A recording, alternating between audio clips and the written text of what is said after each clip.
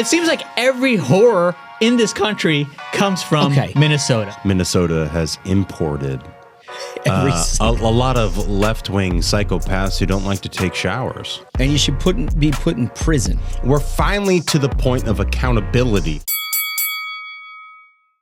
Look, as somebody's worked in politics their entire life, I know that politics is about personnel. And if you want the talent that puts you on offense, then you need RepublicanJobs.GOP, the largest talent network on the right. Over 1,000 job placements a year, making them the biggest pipeline of elite Republican operatives in the country. And RepublicanJobs.GOP does the work for you. They've interviewed more than 25,000 applicants to ensure that you get the best of the best, not some rando, dem, or journo. RepublicanJobs.GOP is the only full-service political staffing firm on the right. And they cover it all, from field organizers and chiefs of staff to attorneys, compliance experts, digital wizards, comms pros, finance gurus, and everything in between. And forget dropping $50,000 on fees. With RepublicanJobs.GOP, you get the same top-tier quality and speed at a fraction of the cost of traditional headhunters. RepublicanJobs.GOP leverages real industry relationships, actual calls, networks, operatives, and folks deep in the space. With a proven track record in every election cycle, from local races to federal showdowns, primaries, generals, red states and blue, they've staffed it all. Go on offense. Own the libs. Go to RepublicanJobs.GOP today and build an unstoppable team. You won't get tired of winning. We guarantee it. Ladies and gentlemen, your attention, please. Keep the faith, hold the line, and own the libs. It's time for our main event. Well, we're going to have a good time because it is Fun Time Friday. I'm Josh Holmes, along with Comfortably Smug, Michael Duncan, and John Ashbrook, left to right across your radio dial. We got a lot to talk about here, then we're going to have some fun. This is, there's been some serious stuff to talk about the last couple of weeks. I just want to have fun.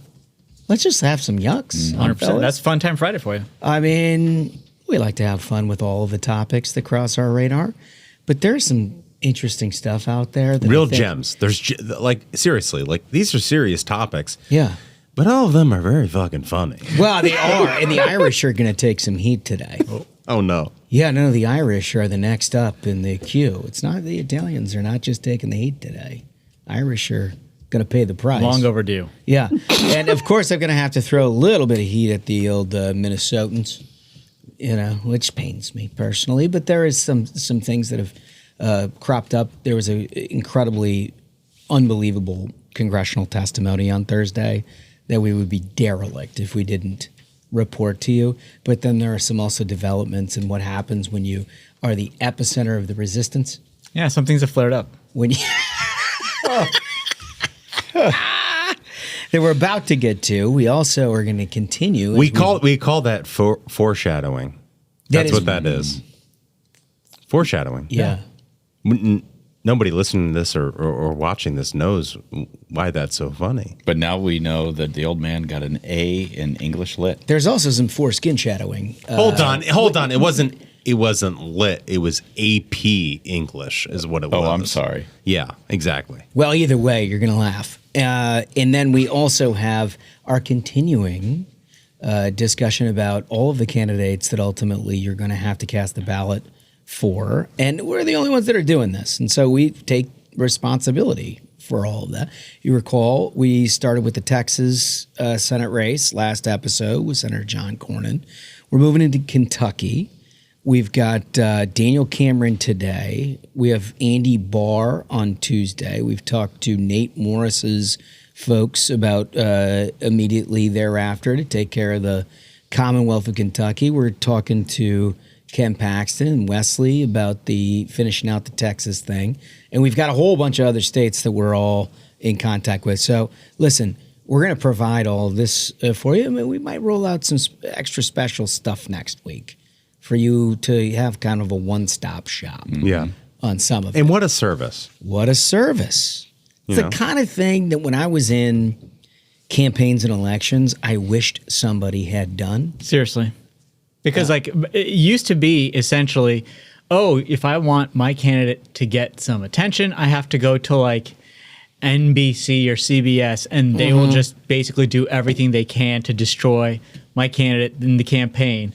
But that's the only option out there. They're like, first question, did Donald Trump win the 2020 election? Second question, what do you think about January 6th? Third question is abortion. Please articulate your, like stuff that you just don't, it's not on the radar of primary voters or anybody else, but that's the prism by which you would have a get to know you with the candidates that you're ultimately going to vote for. We take it a different direction.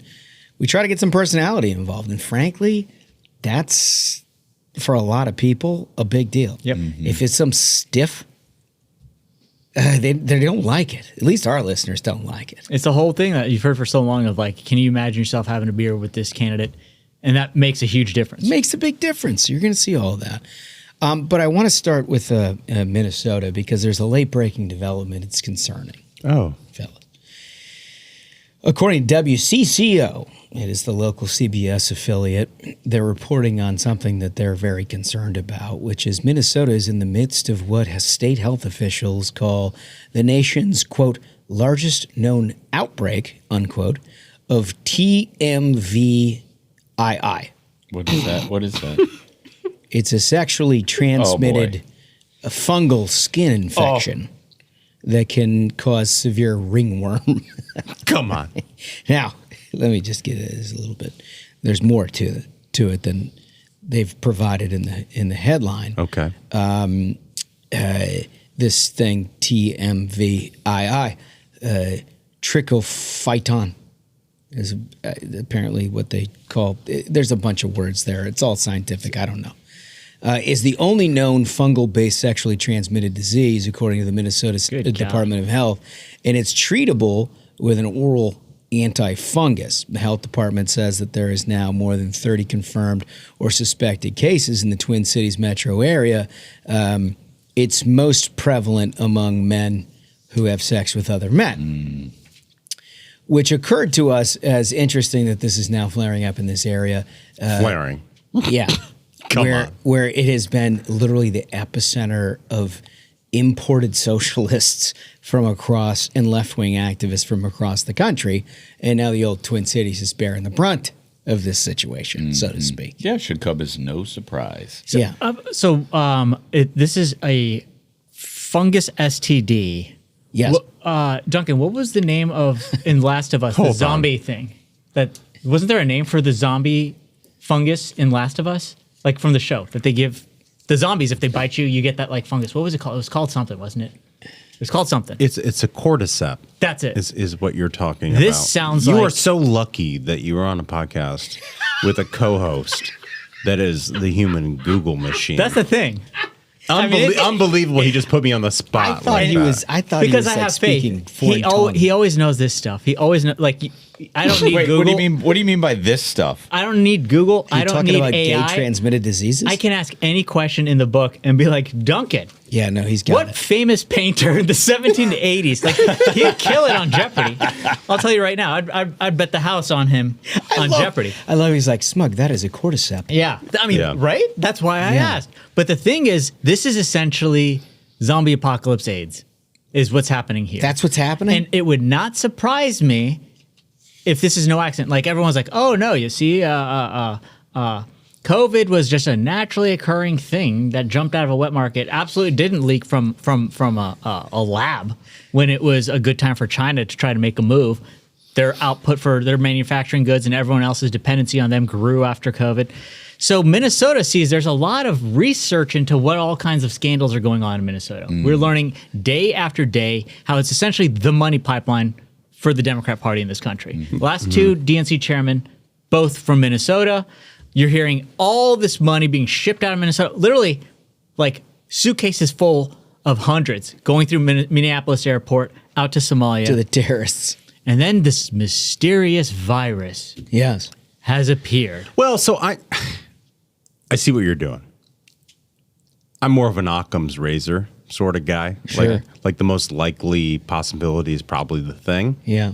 And that is Minnesota has imported a lot of left-wing psychopaths who don't like to take showers. Yes. You know, like And jam dildos on their head. bro, we're talking fungal. Okay, we're not talking viral. No, it's fungal. Or bacterial. Yeah. Fungal. A fungal infection, and I'm not a Is this scientist or a doctor. Hold on, can I pause you for a minute? Yes. When they're talking about a fungal infection, what I'm picturing in my head is like athlete's foot to the prick. Yeah, kind of. Okay. Oh, It's That's well, tough. well, Tough stuff. Well, it's the sort of thing. But that is it- you only sort of get if you just don't shower? You know, simply put. Or have experiences.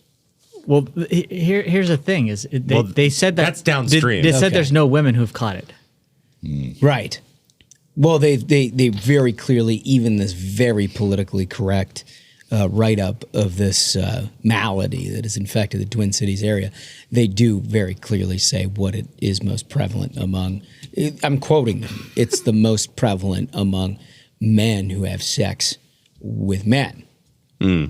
So that Wait, so you're telling me that these like anti-ice protests are basically fungal grinder? It's like they're all meeting up and giving each other fungal infections. well, I'm saying it's an interesting coincidence that this. You're is not all, saying this. This was in the article. I'm reporting. Yeah. It's like everything awful in this country is in Minnesota, is being done in Minnesota, and Minnesota is Hold them responsible accountable. for. Hold them accountable. This every episode will have a moment where it's just like another unimaginable horror Yeah. from Minnesota, and Holmes will be like, "Gee, we never had this when I was growing up." Like it seems like every horror in this country comes from Okay. Minnesota. At some point, and I've called for airstrikes on Minnesota. before. I'm kind of What's it going to take? How bad do we have to have the zombies? I'm kind of with Smug on this. Like, at some point, it is your fault. You know what I mean? Like, at some point, Hegseth's going to be like, I know what has to be done. Airstrikes. Minneapolis airstrikes. We have to cut them off. We tried the moderate option of, like, you know, deploying troops and trying to find the criminals. But if it's a zombie infection, come on. At some point, you got to do the right thing. Minnesota's done for. Well, listen, you've highlighted all of the negativity. Can I just get to a silver lining? Okay. The silver lining about all of this in graphic one, if you don't mind. Minnesota's fielding a hell of a double luge. Are team. they from Minnesota? I don't know if they are or not, but I saw this They picture. 100% are. what a juxtaposition. They're like unrelated. We're going to do terrific Winter sports in in this particular Minnesota. sport. Have you seen this stuff? I saw this yesterday. It was on the screen as we were having lunch. For audio Pop only, that, there's pop that it's sucker called back up there. doubles luging. That's what it is. Doubles luging. So somehow, like, and I've seen this for a number of years, but I haven't really delved into it. The idea that this is actually Wait, a thing. this isn't a new thing? No, it's been around for a while. This is So insane. like, you know, the luge where somebody lays on their back There's no reason for this to on exist. a sled to go down a bobsled thing where people typically get into Yeah, yeah. Well, a bobsled is like a vehicle. This Right. is just like, it's a sled. why does this sport exist? But the idea that you stack another man That's what I'm saying. on top of somebody who's already taking up all of the room on said sled is a wild proposition. 100%. For There's no Olympic reason sport. for this. It's just, It's unnecessary. not a real sport. I think all of you have this wrong. 100% wrong. Okay. 100% wrong. What You do look at that photo and you're like, oh, that's tough. You know what I see when I look at that photo? What? Opportunity. No, I you see the casual indifference of nature? no. I'm saying if you're willing to do that for the United States of America, you are a goddamn patriot. You must love this country. You must love this country. Someone needs to compete. Somebody does. I'll do it. And here's the thing. Do we want to win? I want to win. I want to win. And that guy is going to be on top of another guy in a rickety little sled for America? Dude, look I at thought this you were going to picture. say like back in the Olympic Village too, like on and off the court. Oh, Or, like, come whatever. on. I mean, everyone's heard stories about what goes down in the Olympic Village. All right. I mean, I would not be surprised if the Minnesota delegation has like a mysterious fungus. Yeah. I don't know. I have That's no how it clue spreads. whether these people are from Minnesota or not, but I did find it interesting. Would not segue. surprise me. Bro, if you do that for America, you're a fucking patriot. They must love their country. Yeah. What will you do for your country? Yeah. Ask not, Yeah. What your country could do for you? Get on the crotch of another man.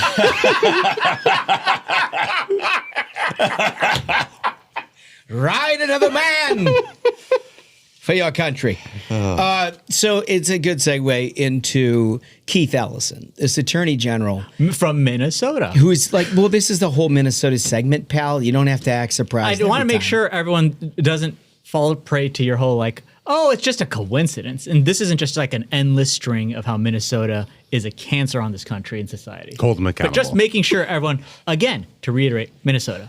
I feel like you think you're doing more than you're doing with all of that. But anyway, as we've talked about here on this program, it's like accountability is a big component to what we've seen in Minnesota. They want to start riots. They want to talk about ICE. They want to talk about all of the other things other than the fact that they just robbed the American taxpayer and had sanctuary states and city policies that had criminal impacts on the people who live there. And nobody has ever been held accountable for all of it.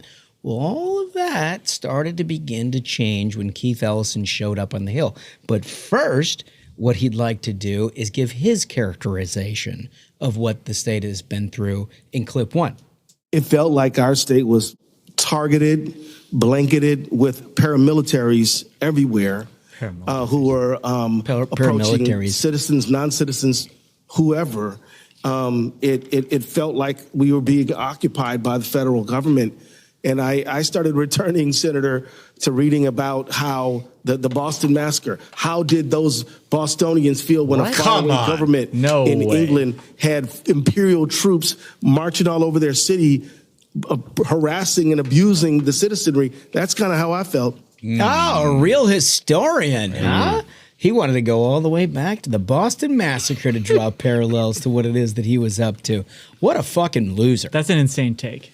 And when he straight up said it was a hostile foreign government. Is that what you consider the federal government? Is that who you consider elected by the majority of Americans, not just electoral, but popular vote?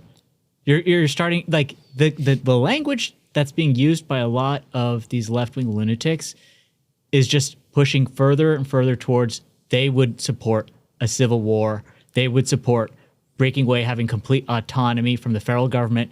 They think they should be allowed to run amok. Whether it was, the thing is that like in 2020 when they had their like Chaz and stuff, it was just like, oh no, these are just some lunatics with some like garbage bins out there in Seattle.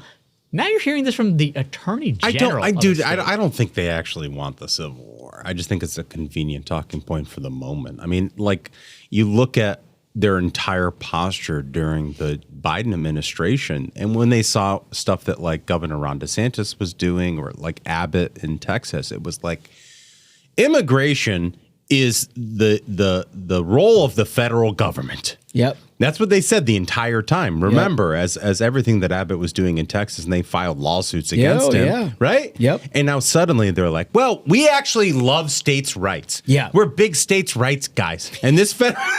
I mean, if you follow the line of their discussion, that's it's right hilarious. Like you would have a brain bleed at the 180 that they've taken. You're entirely right. They had a border problem in Texas, obviously. And Governor Abbott decided, if you're not going to do the job, I'm going to. And so he mobilized Texas Rangers and everybody else to go down and try to secure the border. And immediately every left-winger in the country was like, that is not a state issue. Right. Immigration is a federal issue. And like you fast forward. He's not allowed to put up fencing. Nope.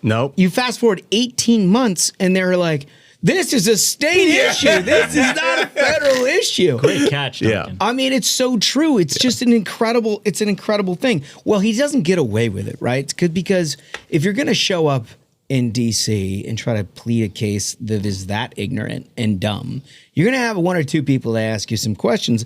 Fortunately, Senator Hawley of Missouri was there and had something to say in clip 4. You took $10,000 That's a lie. from people who were then indicted. It's in your reports. Why'd you do it? Sir, Was it worth it?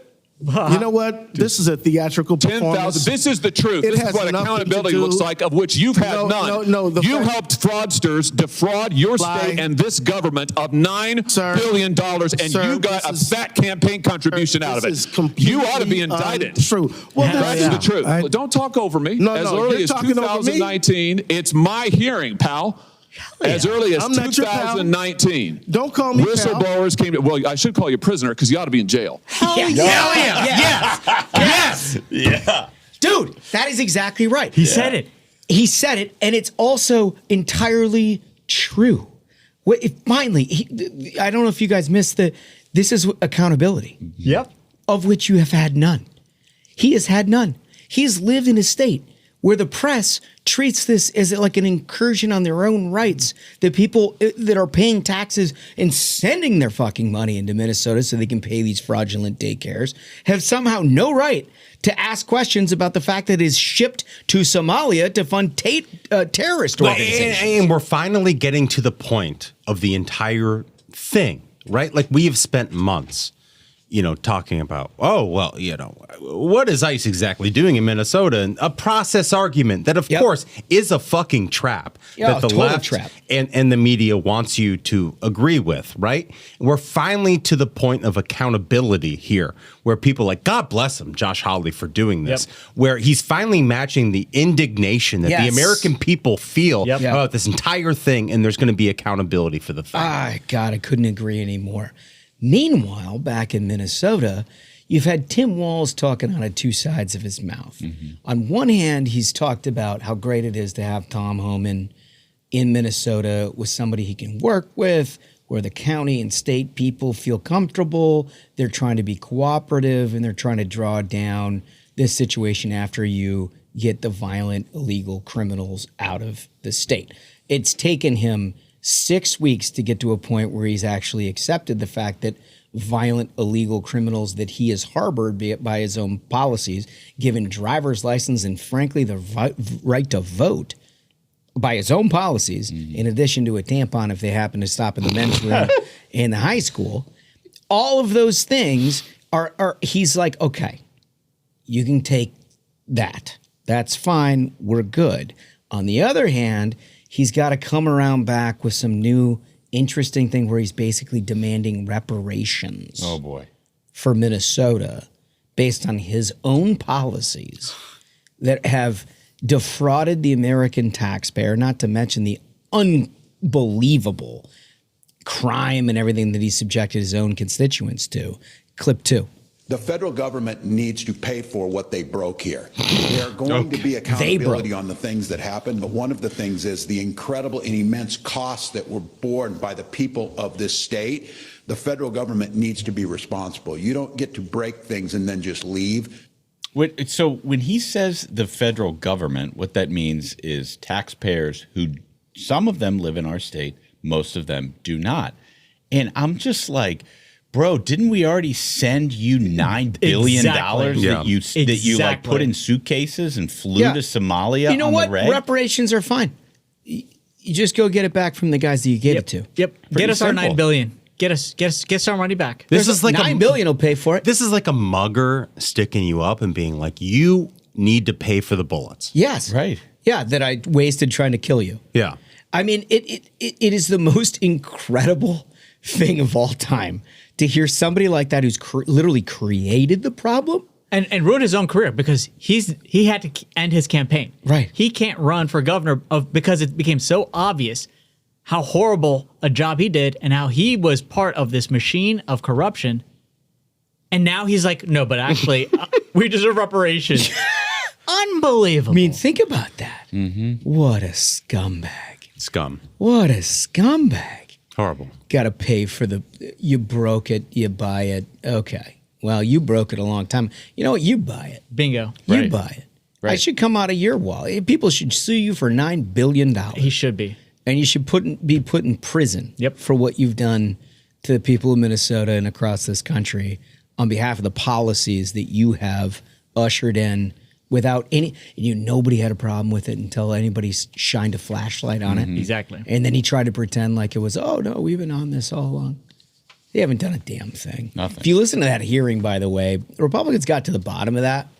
The state really didn't do a damn thing. It's unbelievable. And they're not letting up is the thing. No. They are not letting up.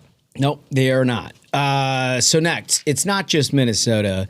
A lot of blue cities, one of which you're going to be very familiar with in a deeply unsettling story coming out of Portland, Oregon. that, frankly, you're going to laugh at a little bit. It's fucking crazy, but you're going to laugh at it right after this. Energy is all around us. It's how we move, how we build, and how we make every day a little easier. We're all around America's oil and natural gas, supporting 11 million good-paying American jobs across the country and powering our way of life. But energy demand is growing and fast. That's why we need to overhaul our broken permitting process to unleash America's abundant natural resources, strengthen national security, and create a future where American energy leads the world. What America builds today will help secure a more affordable, more reliable future with enough energy to go around for generations to come. Our country can't wait. We must pass permitting reform now to help secure American energy dominance. Because when America builds, America wins. America's oil and natural gas. Paid for by the American Petroleum Institute. Okay, so this particular story was surfaced by none other than the old man, Michael Duncan, who found out that Portland, Oregon, which we've all known is just turned into a complete shithole. Yeah. And used to be the epicenter of what we've seen in Minnesota in the first term of the Trump administration and like beyond. They've got an interesting sort of subset that has been reported out by Real Clear Investigations. Yeah, this is Mark Hemingway, and God bless him for doing it. Yeah, we don't talk enough, I think, about like how great on independent media there are people who do investigations. We know like Nick Shirley and people like that. But like this sort of stuff, I think, is like the lifeblood of getting some of the change that we desperately need in a lot of these situations, because no one in corporate media is going to cover this stuff. Yeah. Because it countervails everything that they believe in. Places like Portland were like the epicenter, as you pointed out, of like Portlandia, right? Like this is liberal paradise. Yep. And of course, like in the last 10 years, Portland went from a place like where like you stayed at the Ace Hotel and you went to Voodoo Donuts to like a place of like I don't know, fentanyl zombies, people shitting in the streets. Yep. And people take over the city for things like CHOP or whatever, right? Like this is left-wing lunatics. Let me read a little bit from this story because this was sprawling. He covered the entire thing. It was sort of an indictment on liberal governance in Portland itself. But I thought the vignette inside of it that I found most interesting was this story of this guy, Kevin Daniel Sanabria Ojeda, who authorities say is a member of the violent Venezuelan Tren Agua criminal syndicate, and he was arrested for an attempted murder. He apparently kidnapped a woman, this Maria Guadalupe Hernandez Velasquez, outside her Seattle home, drilled in her hands with a power drill. Drilled into her hands for her debit card, dude. For her fucking debit card. Drilled her hand? Yeah. And you would think to yourself, man, that's fucking sad. Yeah. This is a horrible story. Yeah. But you know what? It gets so much worse and more depressing. And it goes back to the whole thing of like... Oh, it says here, so drills into her hands to get the PIN number from her debit card, robbed her of gold and cash, and then, after all this, shot and wounded her and left her for dead. Yes. Left her for dead. And you're like, wow, that's a horrible tragedy and a terrible situation. But like, what ties it back to all the stuff we're talking about with Minnesota, and we've alluded to this, I think, a lot of times on the show, is like, man, Minnesota is like the tip of the fucking iceberg with all of this stuff. Right. Right. And you look at this horrible crime in a place like with liberal governance, like Portland, and you're like, it's got to be there too. Yep. Of course it is. This guy wasn't just drilling, into the hand of this woman for her debit card. This is a guy who lives in a drug den, selling drugs out of the place. And it's not just a drug den. This is a guy who has listed this address as the address of Uplifting Journey. No. LLC, Please tell me he's not a government contractor. An addiction recovery provider No. that's received $2.1 million No. in Medicaid funds. What? He's taking Medicaid money? In under 1 year. Wow. They're giving it? Bro, it's like a self-licking ice cream cone. He's like, I give people the fentanyl, and then I register with the state, and I get money from the state as a recovery. You've got to be kidding me. Are you kidding me? Dude, the He brazenness. sells drugs and then This is actually just a vertically integrated business. Yeah. But like, I create the addiction, I treat the addiction.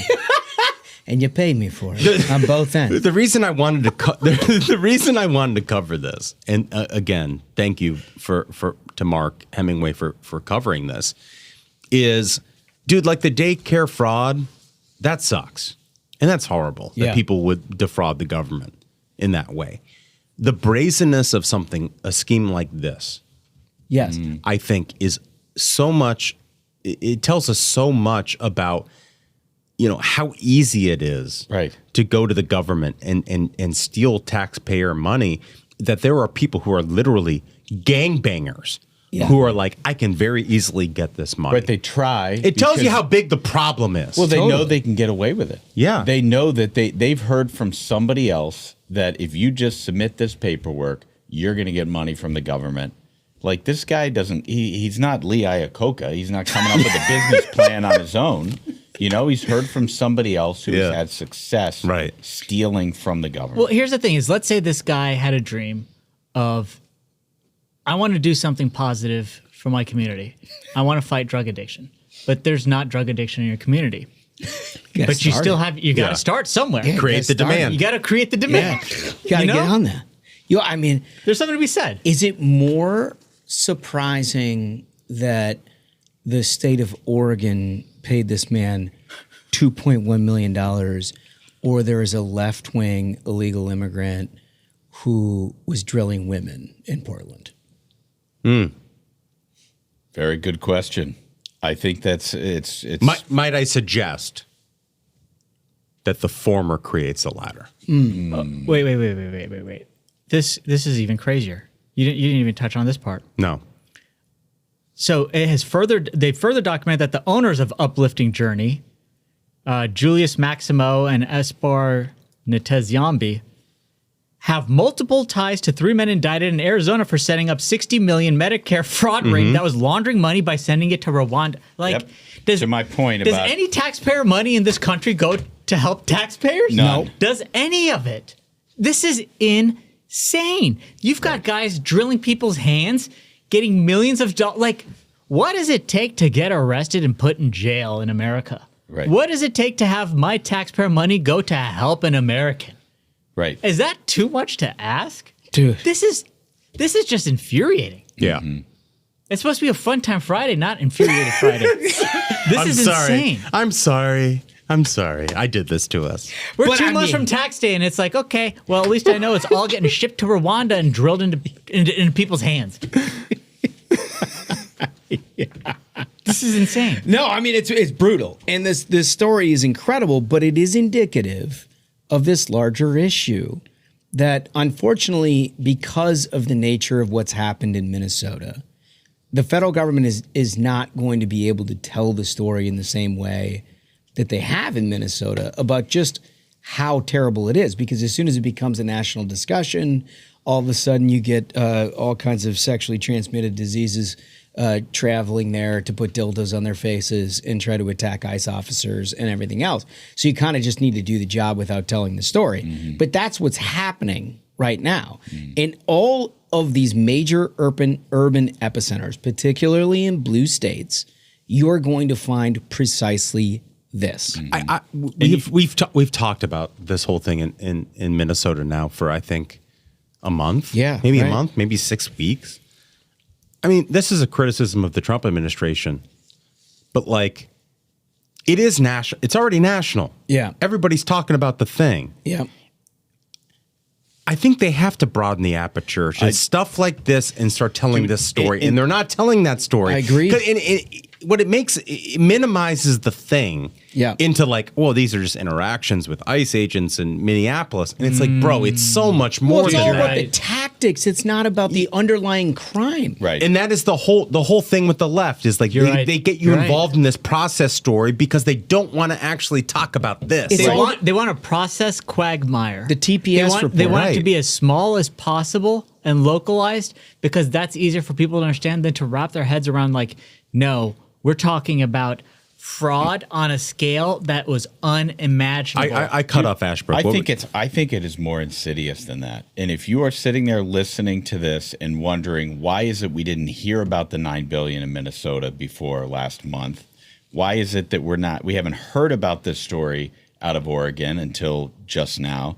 Listen to this. The guy who wrote the story for this Oregon Roundup Substack, okay? He's a former mayor of one of Oregon's largest cities. Bend, right? Yeah. He has been unable to get anyone else in the state's media outlets to pay attention.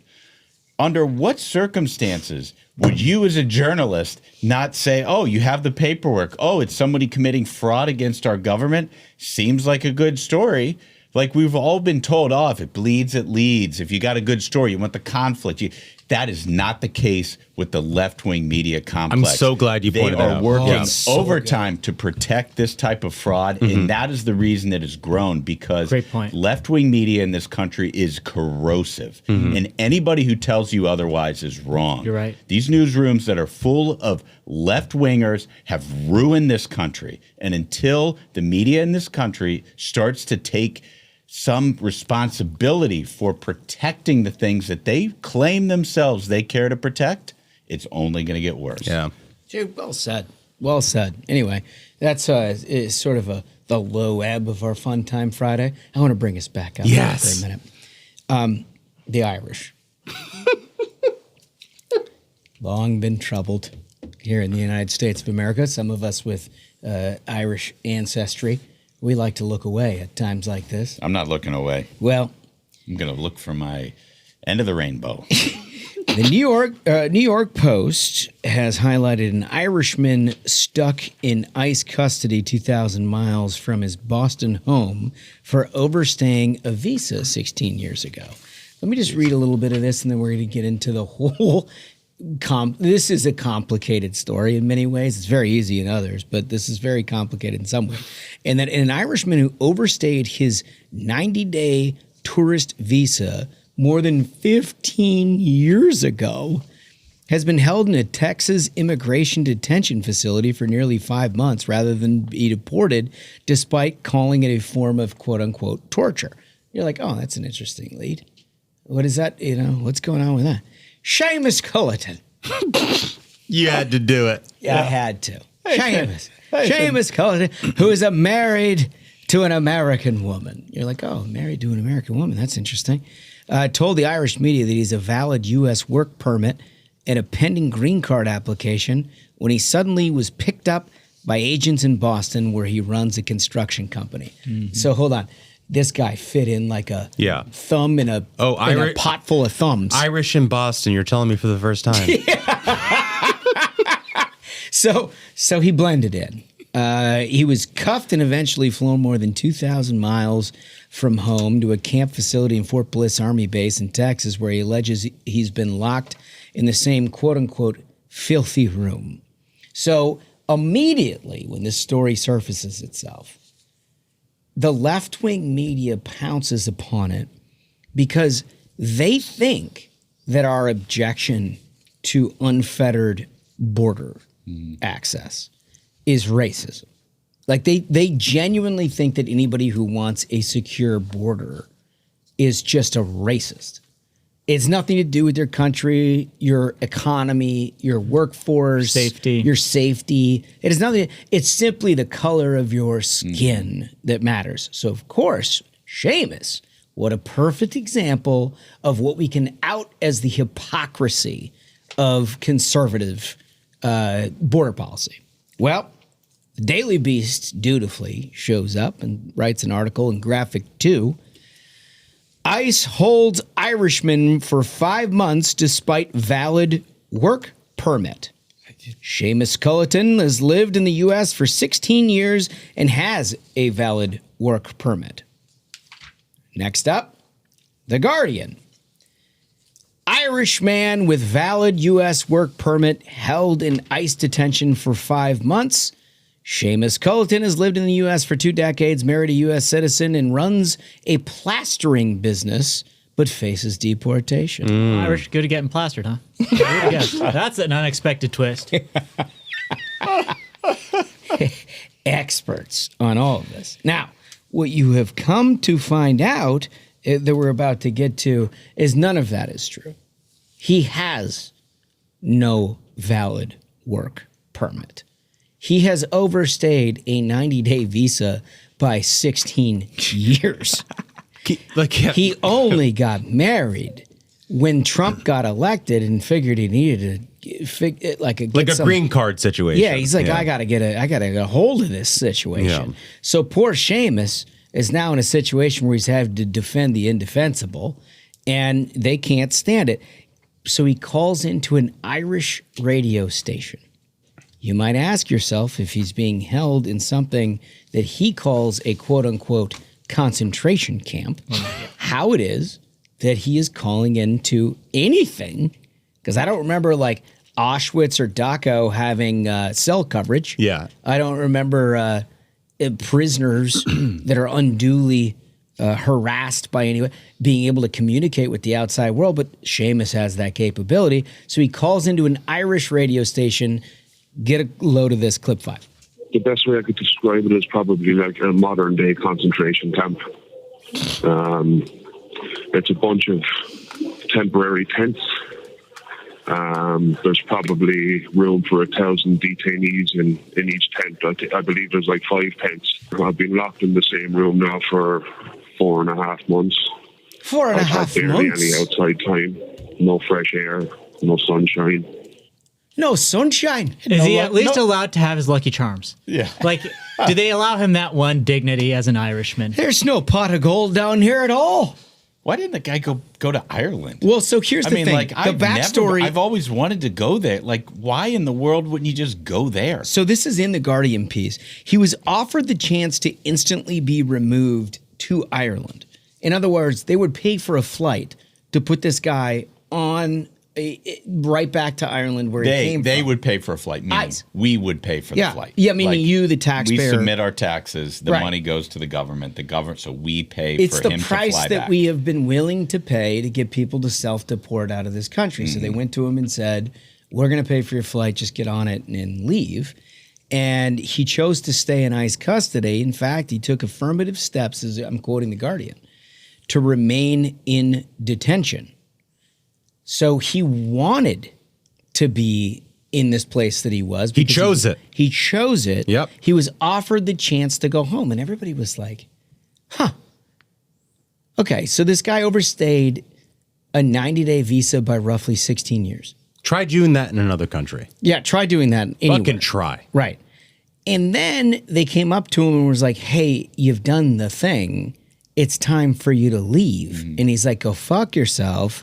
You can take me into a concentration camp if you want to, but I'm not doing it. Why would he be like so reticent against being sent back to Ireland? Well, what is it that he's like, I will not under any circumstance return. I can't go back to Ireland. I'd rather live in what he describes as a concentration camp. What's keeping him from going to Ireland? It's crazy, right? Because all the left-wing media is seized upon this guy, thinking that everybody who supports a closed border is just going to come rushing to the defense that the Trump administration has stepped over bounds because, in fact, a white man is being shipped back to Ireland, right? Which is completely, they are so dumb. They are so dumb. Well, it turns out that Seamus has got a few things going on in Ireland. Oh, no. Oh, okay. Turns out there's a reason why he came to the United States of America. According to the Irish Times, Seamus Culleton was facing drug charges at the time he moved to the United States. Oh. Irishman Seamus, who was being held in a detention camp in Texas pending deportation, had a warrant issued for his arrest by an Irish court soon after he entered the United States as a tourist in 2009. The district court in New Ross, and this is Wexford, I'm unfamiliar with the geography, but it's right there in Ireland somewhere. Sure, it's green. Sure it is. A lot of Guinness flowing, all those things. Potatoes, babies. Golf courses, what they do. Issued a warrant in April of 2009 in respect to Culleton of Kilbride, Glenmore, Kilkenny County, over the alleged possession of drugs and the possession of drugs for sale or supply. Interesting, he was also facing charges of allegedly obstructing the police there by throwing 25 ecstasy tablets on the ground, trying to get rid of it when he was arrested. A further warrant was issued in the same court in September 2009 in relation to an alleged criminal damage charge from September 2007 in a different place of Weathertown, Glenmore. So he basically fled Ireland. When you commit so many crimes as an Irishman that you're like, I can't even stay in Ireland. Like, you've really gone over the top with that, you know? And there's one place for you, it's Boston. Yeah, no, I mean, but if you're going to get anything similar to, like, you can punch somebody in the face and get away with it. Like, the Irish police are like, you can't just be like a drunk, out-of-control Mick at this level. Mick. There's only one place for you, it's Boston. They'll put up with that for 16 years. But this is the funniest part about the whole thing to me, is that the left-wing media surfaced this story because they genuinely thought that conservatives who were with Donald Trump on his efforts to make sure that illegal immigrants got the hell out of this country were doing so because they were racist. And they thought by surfacing a guy from Ireland, they would all undermine the Trump administration's deal. Be like, oh, you don't have to kick the white guy out. Right? I mean, that's genuinely what they thought. So they surface all these stories without doing any background about why he showed up here in the first place. There's months of coverage about this poor Seamus. Seamus has done this. He's now in Texas. He's calling into radio stations in Ireland, which I find hilarious, by the way, that like Ireland is taking calls. He's like the guy fled to the United States. Right. And then you find out the reason he's in the United States in the first place is precisely what Donald Trump talked about on the campaign trail in 2024. They're not sending their fucking best. No, and it's a little bit wild that he's more afraid of the authorities in Ireland than he is of the authorities in our own country. Yeah. I mean, why in the world why is it a choice? Why is it, hey, here's your choice. I'm going to pay for you to get a ticket back to Ireland. Why isn't it just like, walk this way to the boat leaves now, and you're gone? You know what I mean? Like, why is this guy who's broken our laws given a choice when the Irish aren't giving him a choice? No. The Irish are like, no, we need to get after this guy.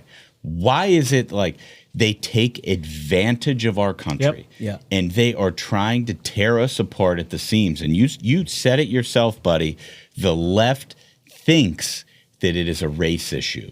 The left thinks that Americans are like, oh, this person has the same skin tone as me, therefore Americans are going to be like, we should give him leniency. Yeah. Get the fuck out of here. Right. We have so many problems in our country as it exists. And like through the 90s, through the early 2000s, you have black people and white people trying their best to figure out how to reconcile generations of differences.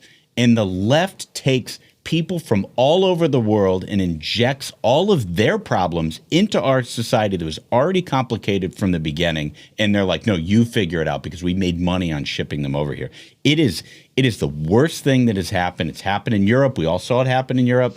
We cannot let it continue to happen in our country. And that is why it is so important that we continue to not just keep the border closed, but deport people who are here to do us wrong. Yeah, dude, just well said. Nice little soliloquy there, Smash. Yeah, it was good. It's true, dude. Boy, they poked the old man here. He got himself, worked up. He feels like he has to prove himself because sometimes he's a drunk, out of control Mick. I've seen it. Well, hey, I've never been there, but I'd like to go. I've seen it. Well, it leads to our question of the day because, look, the fake news stories about what's happening with illegal immigration, with deportations, it started with the Maryland man. Yeah. That was like the first one. you know? And then we had a whole bunch of stories about like widows and orphans. And then like you saw one in Minneapolis about, there's a 5-year-old that they separated from as it turned out the parents ran from. Abandoned the child, refused to take custody. And like the stories are everywhere about what's a headline in the American news about what's happening. And then a couple of days later, if you pay attention to it, if you have the wherewithal to actually read the follow-up, you find out the real story. So our question of the day, when you like and subscribe to the Ruthless Variety program, we read all of your responses. And this question is, what's the most obvious fake news story you've seen about illegal immigration over the last year? And there is so many. And I imagine in your community, like we don't see them all. We know what becomes national, like the Maryland Man and like the kid in Minneapolis and Seamus now. We're making him a national story here for the first time. Or remember, Border Patrol was whipping people. Remember that one? Insane. Joe Biden did that. Yeah, entirely. Totally. Fake. So you tell us in your communities around this country, what is the most obvious fake news story that has come around after garnering all the headlines and ginning up the dildo head to go out and protest, which has been proven false? Like and subscribe, and we get to you on all of that. Once again, it makes you want to drink. And when you do, you're going to want Z-Biotics. Fellas, we have been long subscribers to the Z-Biotics idea, and we tried it out for ourselves over many, many different events over the years. It works. It's a pre-alcohol drink. You drink it before you go out and have a big night. It mitigates the effects the next day in a meaningful, positive way. Scientists have actually figured out it's not just dehydration, right, Smug? That's the thing is, for so long, people have thought, if I go out and I have a few drinks, I just need to come home and I need to just chug a Gatorade and I'm going to be okay. Or I need to drink 3 glasses of water before I go to sleep and I'm going to be okay. And you end up still feeling terrible in the morning. And the reason is it's not a dehydration thing. It's that when you have alcohol, there's these toxic byproducts that get broken down in your stomach. That's what's causing the problem. It's true. There are 2 things that make me irate the day after a big night. Okay. One is if I had too much and I didn't have a Z-Biotics. Yep. But it is true, dude. Like, that's the great thing about Z-Biotics is it rounds off the edges of that whole thing. Yeah. And if you have a big night, you know exactly what I'm talking about. And I always feel foolish if I do feel terrible the day after because I was like, why didn't I just have a Z-Biotics first? Yeah. Because Totally. now I know it works. Yep. Now I know I could have just popped one of these before I drink and I feel perfect the next day. That's because you know that there is no tomorrow without Z-Biotics today. There it You is. can only get that from the voice. Go to zbiotics.com/ruthless to learn more. You get 15% off of your first order when you use Ruthless at the checkout. Z-Biotics is backed by 100% money back guarantee. So if you're unsatisfied for any reason at all, they'll refund your money, no questions asked. So you got to go to zbiotics.com/ruthless. Use the code Ruthless at the checkout for 15% off. You guys want some variety? Yes. Always. Boys, I saw this one, and it was just like custom made for the variety program. We've covered the Olympics, stuff going on there with the American athletes, a couple of them just coloring outside the lines, so to speak. Well, there's an alpine skier who won a big event, and what he did in his interview afterwards has to be seen to believed. Now, there's a language barrier here, so we're going to play you the clip, and then we're going to tell you what happened for those audio-only listeners. Clip 3. Congratulations on your Olympic bronze medal. How do you feel? 6 months ago, I met the love of my life, the most beautiful, wonderful person in the world. And 3 months ago, I made the biggest mistake of my life and cheated on her. And that's all I've been thinking about for a week. It's been the worst week of my life. But I only have eyes for her. I'm not quite sure what to say here now. Wait, what country is this guy from? So this dude is from... is that Sweden? He sounds like the Swedish chef from, what was it, the Muppets? Hey, Wolf, can we look real quick? Where is this cat from? I mean, It's like, cheat on my girlfriend. Sounds like the fucking chef guy. Like in the cross country or the mixed discipline stuff, it's not like a downhill deal. The Swedes and the Scandinavians, they just dominate the hell out of this. Yeah. That's what guy won gold? No, but this is dude. Bronze. Bronze? Hold on. This guy has worked. Norway. He's from Norway. Norwegian. He's from Norway. He has worked his entire life, trained endlessly, worked his ass off to try to get to a point where he can defeat literally every other person in the world at one discipline at one moment in time. This is what makes the Olympics so great, is that like the amount of commitment that it takes to get there is unrivaled. Everyone is, this guy does all of that, a full lifetime, dedicated a full lifetime of it. And they're asked, how does it feel? And he's like, I cheated on my girlfriend and I'm fucking devastated. What an amazing self-own that is. Is this his first time winning a medal? I think so. Wikipedia, quick. No, I think it is. I think this You think this is the first time he's ever gotten a medal? I don't think it's a cell phone. I don't. Oh. So, here's the thing is. Oh, hold on. I'd like to hear a counter perspective. Every time this guy cheats, he gets an Olympic medal. Wait, you tell it's like his medicine? That's the thing is like, you know how there's like agony, defeat, or thrill of victory? He's the like dead in the middle. He has to create the crisis for in himself. order to get. Because he was like, this is the only thing I've been thinking about for the past week when he competed and won the medal. He has to push himself to the brink. You know what I mean? Like it's like Tiger racking up majors when the Denny's waitresses were in the thing. That was Tiger's medicine. Tiger needed that medicine. His wife took it away, and he stopped winning. She did that to him. Okay, so my take is there goes our chance at ever getting a Tiger Woods interview. She did it to him. My take is a little bit different. His wife's the bad guy. Tiger's wife's the bad guy. I think it's how he inspired himself. And, you know, artists have lots of different ways. You know, there was that one artist who would cut his ear off and then he could paint beautiful things. Picasso? So it's not always like, you know, one guy? He would just cut his ear off and then do a painting. Because, like, it's different things sometimes, you know, where they find find inspiration. And you got to push yourself to that place. Like, Jordan had to invent the slides. This guy had to, like, burn it all down. It's different things sometimes. Might be one of the best quotes we've ever had on this program. So before Michael gets into his thing, just to set the record straight here, this Norwegian has 2 medals, one from 2022 and one now in 2026. He cheated then too, I guarantee it. It's never like a one and done. So Smug, I don't think Smug's wrong. I just think his framing of the whole thing is wrong.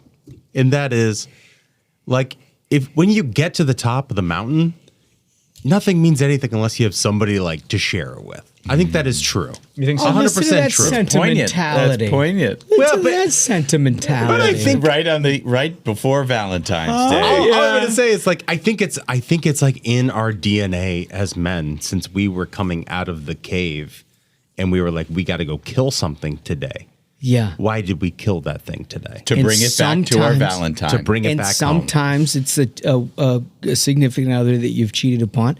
Other times it's a Denny's waitress. But without that, any victory is ashes in your mouth. It doesn't feel good. The polar, that's why you love the Ruthless Variety program. The polar opposite takes of like, he needs this, he should keep cheating. And then Duncan being like, you can't have victory without having a significant other to share it with. Which is an insane take. Because it's not an insane take. It's an insane take.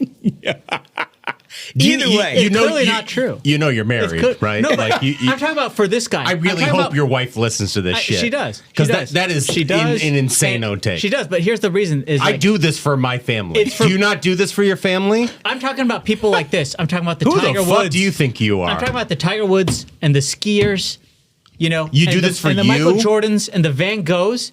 Those kind of people, they're a bit on edge. They're different kinds of Jordans. He's not wrong.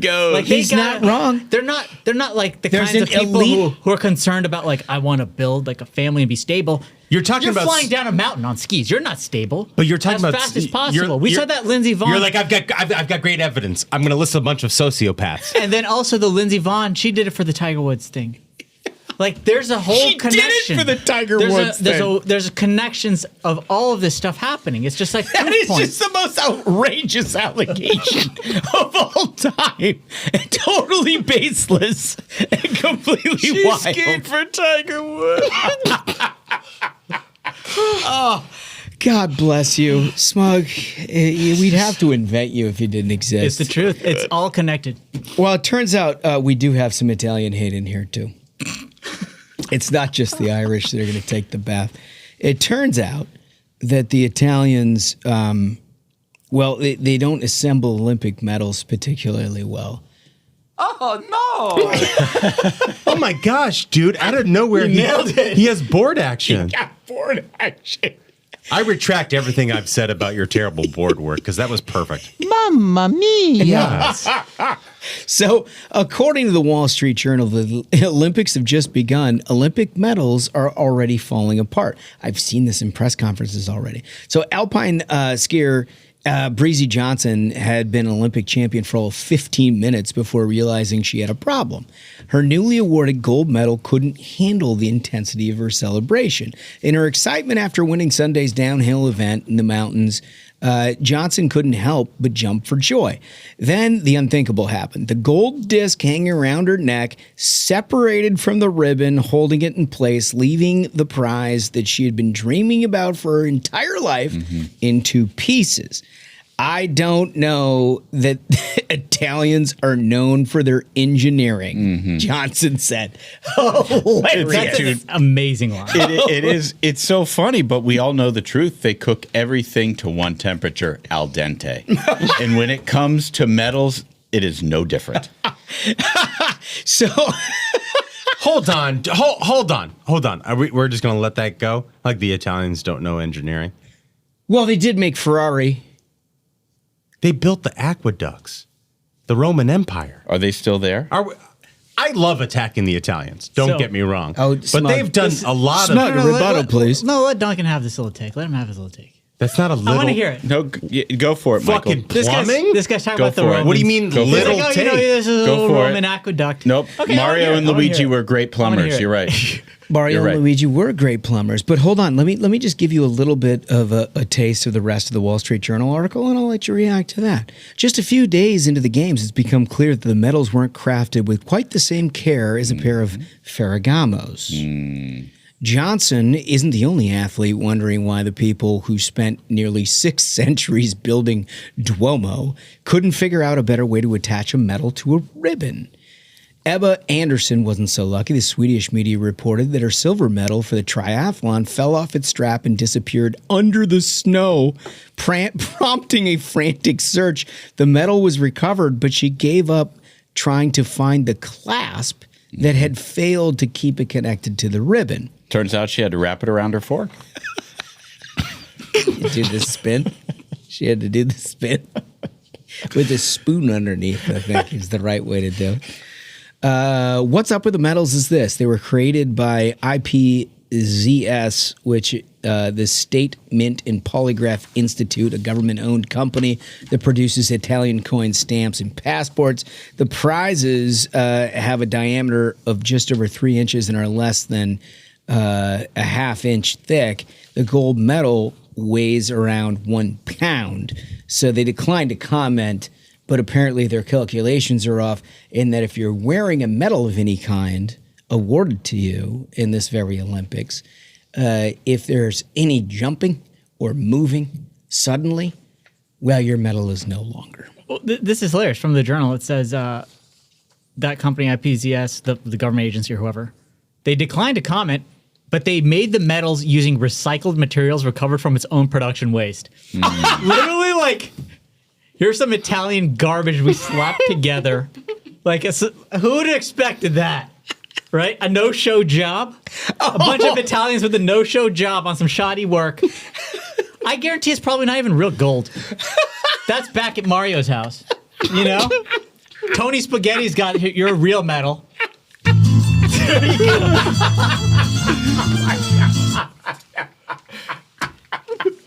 I fully anticipated this episode to be an Irish problem. It has now turned into an Italian problem. Oh my gosh. Michael, what were you saying on their behalf? I already made the point. Yeah, he did. Yeah. Grandpa fell asleep, but it's okay. Yeah, wake up. Wake up, Grandpa. Well, no, I did. It didn't register. Wake up, Grandpa. No, I don't disagree with what Smug said. All I was suggesting is that maybe at some point in the Italian history, they did respect engineering from the aqueduct to the Ferrari. They lost it. But they lost all of that. And Smug has made this point numerous times on the show. You look at Greece, you go to the Parthenon and stuff, and the way that they preserve their history. And the Italians have entirely raided the thing, and they're doing that now to the gold medal. Exactly. Now we make it with waste. Literally, their own words. Just junk. I love it. Well, that's our variety for the day. I hope everyone is offended. You probably should be. We're going to get to another episode of our primary candidate series here, going to the Commonwealth of Kentucky, Daniel Cameron. Well, as we promised, we're going to get into all of the midterms, including all the Republican primaries. And there's a big one happening in the Commonwealth of Kentucky. And we are happy to welcome our good friend, guy we've known for an awful long time, the former Attorney General, Daniel Cameron. How are you, sir? I'm doing well, man. Thanks for having me in person. I think this is actually the first time I've been in the studio. So Yeah, is I feel that like, right? like I'm making it now. Like I've moved up another level. And like if this was, Nintendo or Super Mario Brothers or something, I've gotten to the next level. So this is it. Well, I think you were kind enough to risk your career early on a Zoom with us before we even had a studio at that point. Honestly, anytime I saw Josh Holmes' number on my phone, you pick up and you do what Josh says. It's very, It's very just like kind. conditioned in me at this point. Yeah. So listen, you're in a hell of a race. It's to Why do you say that? I've never heard that before. Kentucky Senate openings, which don't come along all that often. You've thrown your hat in the ring. You've been in for quite some time. By all indications, from a polling standpoint, you're leading the race at this point. Tell us a little bit about it. Well, yeah, I jumped in the race. I guess it was about the March or February timeframe of last year. So literally almost a year into the race. I tell people it's kind of like being on a hamster wheel. Yeah. Like you're moving a lot, but you're not really going. But right now, because we're in January of 26, people are starting to pay attention. And what I've shared with people is, we got in this race because of our two boys, Theodore and Bennett. We want to see them have a country that lives up to the ideals of its founding, a country that's based on merit and opportunity, not one that's riven with the divisions of diversity, equity, inclusion. I tell people all the time, we don't need a country that's built on diversity, equity, and inclusion. We need a country that's built on merit, excellence, intelligence, and integrity. So I jumped into this race and feel very strongly about my ability to stand firm for the values of the men, women, and children of our 120 counties. And I've got a track record of having done that as the Attorney General and standing up for constitutional rights. When we had a governor that wanted to shut down our churches for a period of time, we went to federal court and got those churches reopened after 9 days. When Joe Biden tried to force the vaccine mandate on our state during the COVID time, went into federal court and got that vaccine mandate stopped in Kentucky. So again, I've had a track record of standing up for the values of the folks at home, and would be honored to have an opportunity to serve in Washington. And to your point about the polling, it's been good for us. And every poll, I think at this juncture, has shown me in the high 30s or low 40s. And I think that's just a measure of people have gotten to know me and gotten to know my wife, Mackenzie, and our family, and trust us to do what's right by them here in Washington. So, yeah, one of the reasons why people have sort of sided with you at this point in the race is they have gotten to know you. You ran statewide as Attorney General, did a hell of a job on that. And then you also ran for governor. That one came up a little bit short to a total fraud in Governor Beshear. Yeah. But again, you get a chance, an opportunity during that process to get out and get to know people a little bit. Imagine that's a benefit. You're not doing this for the first time, not introducing yourself for the first time in all parts of the state. Yeah, Josh, you're right. Somebody a couple of weeks ago said, Daniel has got a gas station name ID, meaning that if I walk into a gas station, sometimes, by and large, somebody's going to know who I am. And I think it's, to your point, a testament of having built relationships across the state and, just tried to, to the extent I can, show people who I am. And, I'm probably not the most polished politician you're ever going to find. But I don't know about that. Yeah. But I certainly, tried as hard as I possibly can to work for the folks of Kentucky. And the issues that I've talked about, whether it's on putting more money in people's pockets or living up to the ideals of our founding, or standing firm for border security. Because when I was Attorney General, we saw fentanyl come across that southern border and hurt people in Kentucky. I think people recognize that if I have the chance to serve up here, I'm going to do it in a way that reflects the values of folks at home. So one thing you mentioned on it, you touched on it briefly with the COVID vaccine mandates during Biden and everything. And I think it's worth taking a trip down memory lane for a lot of people who we quickly forgotten all about this period of time where the world went like crazy. Memory hold almost. Yeah, right. But as I recall, like in those early days when they're trying to stop people in Kentucky from going to church, Bashir had, officers out there recording license plates of people from the congregations. Can you tell a little bit, just remind the people of how crazy it actually was, and even red states like Kentucky? We literally had a governor that got on television and said that if you go to church, we're going to have law enforcement agencies record your license plates, and then you were in jeopardy potentially of having to go to jail or pay some significant fine. Jeez. I mean, that's where we were just roughly 6 short years ago. Mm-hmm. And it's crazy. I mean, to the point that like folks don't want to talk about it anymore. It like brings up all these thoughts of like just how crazy the stripping of our constitutional rights were. And I remember standing on the steps of our Capitol and saying, Governor Bashir cannot shut down our churches. And he shut them down the next day. Now, we went into court and got them reopened after 9 days, but you lost like 3 services during that, because it was like a, Sunday, Wednesday, Sunday sort of deal. And I remember just the amount of people that were upset by that. But that wasn't the only absurd decision that he made during that period of time. I mean, you had a governor that said that, say if you lived in northern Kentucky, and you guys know the geography of the state and you know kind of where things are. You lived in northern Kentucky, wanted to go to Ohio, and wanted to go to Montgomery and barbecue. You make that trip and then come back, 20-minute ride, got you a 14-day quarantine, meaning you had to stay home. Nonsense. Crazy. If you lived in northern Kentucky but wanted to go to Old Hickory or Moonlight in West Kentucky, in Davis County, you could make that trip. Now that's 3.5 hours, like depending on where you live in northern Kentucky. You could make that trip, go home. If the idea that it was what you wanted to like limit exposure to COVID, how's that 20-minute trip like more dangerous than the 3.5 hour trip? It didn't make any sense. Like the 6-foot rule. Yeah, it was like, and it was unconstitutional. Yeah, like, if you cough. Just make stuff up. Yeah, just make arbitrary rules up. It was found unconstitutional. But the idea that we had to actually go into court and have to fight for the common sense constitutional rights of our people was absurd. But yeah, that was just a period of time in which there were just these egregious rules that were made by our governor. I mean, I remember I went into federal court and into state court to fight these COVID restrictions, just the entire sort of apparatus of them. Mm-hmm. And the Courier-Journal called me the angel of death. Because I was like, And so there was like all this craziness around like just going in to stand up for the Constitution. And I'm glad we're over that period. And, there's certainly a lot of lessons learned out of that that we're, frankly, still learning about, how do we proceed in the midst of these challenges? It's not to shut things down. It's not to close businesses down. We got a lot of small businesses in Kentucky that were hurt by that period. We got a lot of kids that were hurt by that period. I mean, you remember, Scott Jennings, when he had the opportunity to confront Randy Weingartner about it. Oh, yeah. I mean, we have a lot of kids in Kentucky that were really hurt by that decision to shut down our schools, and it was unfortunate. Yeah.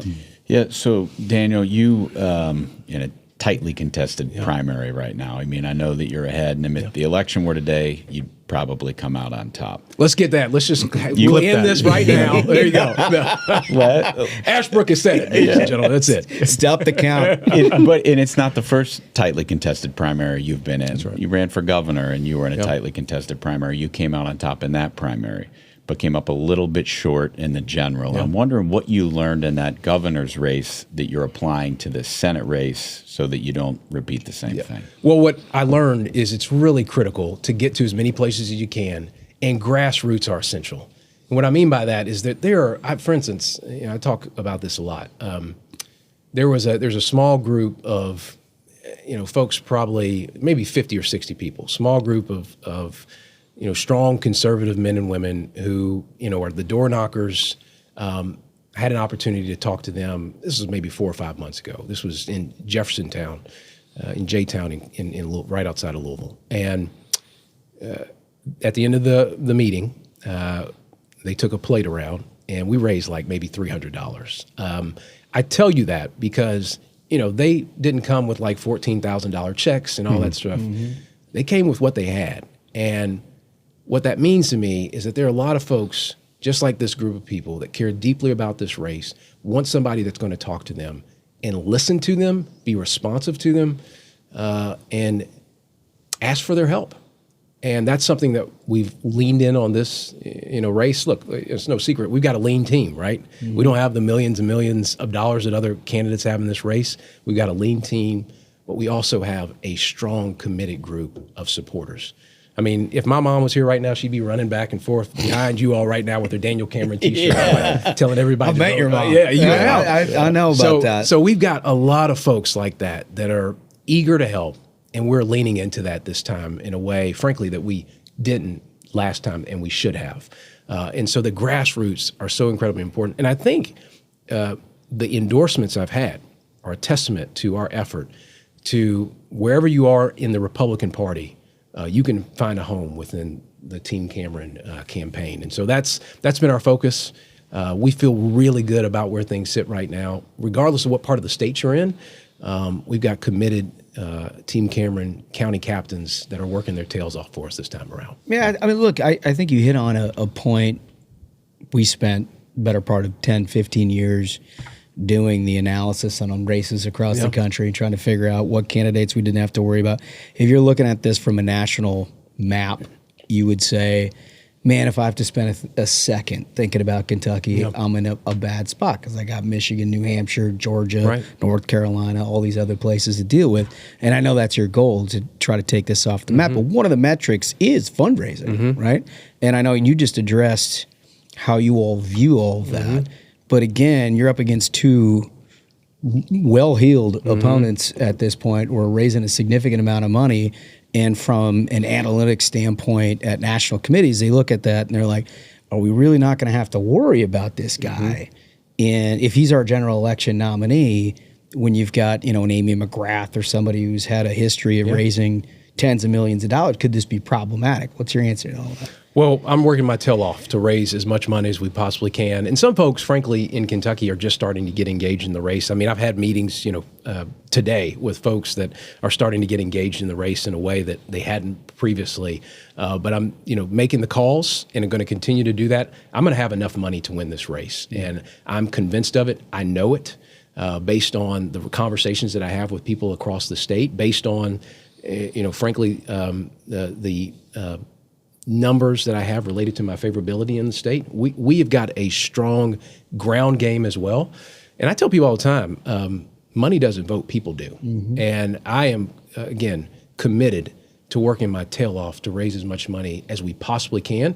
And more people are starting to pay attention to this race. And frankly, doing this, being able to come on here and say, go to CameronForKentucky.com. There you go. Hey, figured that out. Yeah, there you go. He's pretty polished. I've learned a few things along the way. Yeah. I've learned a few things along the way. So if that's Cameron4KY. CameronForKentucky.com. Go there and you can give some money to the campaign. But look, at the end of the day, folks want to know, and they care deeply about your values and your heart. And I, tried to show that over the course of my short time in political life, and I'm going to continue to do that and go to as many places as I can and have conversations, whether it's this podcast, whether it's in debates, whether it is in town forums. I had an event over in Shelbyville. I spoke for probably 10 minutes. Shelbyville's right outside of Louisville as well for folks outside of Kentucky, and spoke for 10 minutes and answered questions for about an hour. And I think that's meaningful to people. And we're going to keep doing that through the May 19th primary and into November. What do you think the most important things that you can do prospectively as a United States Senator? You say you win this election. What do you think the most important things that we can accomplish here in the second 2 years of a Trump administration would be? Well, I think one is to ensure that we're setting the conditions in Washington to make sure we're putting more money in people's pockets back home. I think, that is, at the end of the day, the responsibility of folks in the United States Senate and in the House of Representatives. How are we going to put more money in people's pocket? I mean, look, we live this daily. I mean, again, we've got another one coming in the middle of February. Yeah, you got your hands we're, full. we're looking at the budget. You spend it. It's an interesting time for family. Family planning activity. It's God's timing. Not always ours, right? And so we are constantly thinking through our budget. I mean, Mackenzie and I had a conversation last night about our budget for January. And all right, what do we need to do this week or Those this? are fun conversations. Yeah, they're good. Yeah. Especially when Dad's out and gallivanting, looking for votes. Never good excuse. Just one cheeseburger, not two. And so that so we have those conversations at home. And what I want voters at home to know is that the decisions that are going to be made in Washington are going to impact my family just like they're going to impact yours. And I think that's got to be a priority and focus for us. So I think we've got to be very strong, particularly if you're from Kentucky, on what has given us our competitive advantage historically. That's been coal and natural gas. Mm-hmm. And when you think of some of these technologies that are coming online, whether it's, and candidly, not even coming online, are here presently, AI technology, blockchain technology, some of these others that are going to consume a ton of energy. Kentucky has low cost and reliable energy. And we can lead the nation on energy generation and consumption and make sure that there are great economic opportunities for our people at home. And so that is what I'm focused on. Energy, putting more money in people's pockets, immigration, ensuring, look, as I talked about earlier, as Attorney General, it's really important to me that folks weren't bringing fentanyl illegally over our southern border here. So we got to secure that southern border. We got to make sure we fund our respective agencies as it relates to immigration enforcement. Those are going to be priorities for me in the United States Senate. Yeah, that's good. Listen, I totally agree with that. A big part of a lot of these primaries, particularly in recent years, have been about the audience of one in the White House. Yeah. Right. And the impact that President Trump has via endorsement or not endorsement on the impact of this race. His relationship or lack thereof with the senior senator, whose seat you're attempting to fill at this point, has sort of colored this race in an awful lot of ways. And I noticed, your team, it started with Morris's team, a little bit of Barr's team, seems to make McConnell as a part of that. You can understand how this is uncomfortable for us. No, I don't get that at all. So I mean, did any of you all work for him? Or is that a thing? Yeah. Well, it turns out everybody did, right? And that's why we find this thing so hilarious, is that we're having a national discussion about McConnell, who's most beholden to McConnell one way or another. We know because we grew up in it. There isn't a damn person in Republican politics in Kentucky. That's right. You work for McConnell, Barr worked for McConnell, Morris worked for both McConnell and Elaine Chao. Right. I mean, everybody. Right. So, what's the merit of that conversation? Well, what I've told people is that we have got most Kentucky voters. I would say the majority of them want a conversation about what you as a candidate are going to bring to the table as the next senator from the Commonwealth of Kentucky. And that's what I've tried to do. Now, what I have said is that if I have a disagreement on policy, whether it's with Senator Paul or Senator McConnell or frankly others, then the voter needs to know that. And that should be shared broadly because that's a part of the assessment and judgment that a voter has to make. But what you will not find from me is disparaging anybody in this race. That's just not how I'm built as a person. And I don't think that's necessary to win this race. Now, other candidates might take a different view of that. Anybody in mind? You might talk to them at some point. So you can broach that subject when it comes to it. You might even want to bring up the Elaine Chao thing and that he worked for both of them. But anyways, but you all make the judgment and decision when you all want to do that. We've come to the shit talk portion of the program. I'll come back if you want me to get in and have that conversation. But I think people can either make their campaign on disparaging somebody or creating a positive vision for what they want to do in the job. And what I've endeavored to do, whether when I was Attorney General or my other campaigns, is talk about the future and how it will impact the kids and the grandkids of our Commonwealth. And what are we going to do to ensure that the Commonwealth in this country is the best and brightest version of itself? That's what I'm focused on. And, some folks might not like that. And some folks might want to see the, punching or beating down folks. And some people love it. And some people love that. But that's not what I'm going to do. I'm going to, talk about the issues, talk about things that, frankly, we talk about at home, my wife and I, or what I know other families are talking about as they, try to pay for groceries and gas or summer leagues for their kids and that sort of thing. Yeah. Well, this race is a tough one for us to handicap because we spent most of our adult lives worrying about all of this stuff, and we've gotten to know all of you very well. What I can say, you're a good man. You're doing it for the right reason. We appreciate that you've come on, shared all your views about this. We're going to stay very close. Let's do it. And touch on this one. I'll come back whenever you want me. I'll come back. Yeah. And if you do have those other candidates on and you want me as a guest host, I'm your man. I'm just saying. We just have a little chair in front. He's got cue cards. And I just raised my hand. Excuse me, man. We have a live audience for this. You, sir, right there. You may recognize him as your opponent.